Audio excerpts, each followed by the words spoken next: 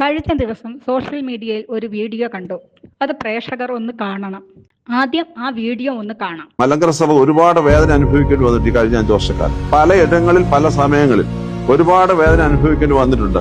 എറണാകുളം ജില്ലയിലെ കുറച്ച് vote bank കൊണ്ടാണ് അത് ഉണ്ടാകുന്നതാണ് പൊതു സംസാരം. ഞങ്ങളങ്ങനെ പറയാറില്ല, പൊതു സംസാരം. പക്ഷെ നിങ്ങളൊന്ന് ഓർത്തു നോക്ക്, എറണാകുളം ജില്ലയിൽ എവിടെയെങ്കിലും ഒന്ന് പച്ച തൊടാനായിട്ട് ഇപ്പോഴത്തെ ഭരണകൂടം ഇറങ്ങിപ്പോകുന്ന ഭരണകൂടത്തിന് സാധിച്ചോ എന്നുള്ളത് പരിശോധിക്കണം.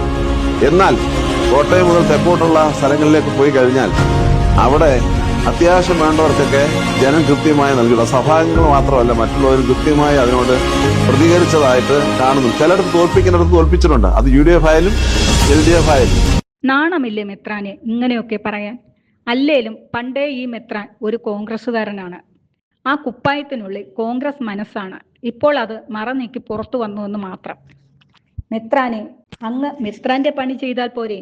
രാഷ്ട്രീയക്കാരന്റെ പണി ചെയ്യാൻ ഇവിടെ രാഷ്ട്രീയക്കാരുണ്ട്, അവർ ചെയ്തോളും. സഭ അങ്ങയുടെ കുടുംബസ്വത്താണോ? ഭൂരിപക്ഷം സഭാവിശ്വാസികൾക്ക് അങ്ങനെ ഒരു വിചാരമില്ല.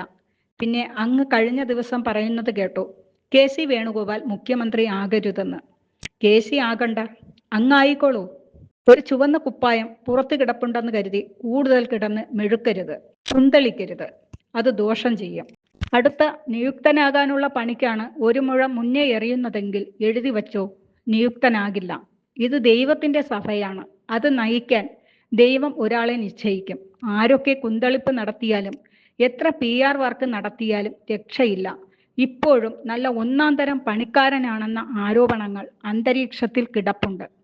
അതെല്ലാം പുറത്തു വരും. അതുകൊണ്ട് കൂടുതൽ അങ്ങ് കിഴക്കോട്ട് പോകാതെ ഒരു പരുവത്തിലൊക്കെ പോയാൽ അങ്ങേക്കും നല്ലത്, സഭയ്ക്കും നല്ലത്.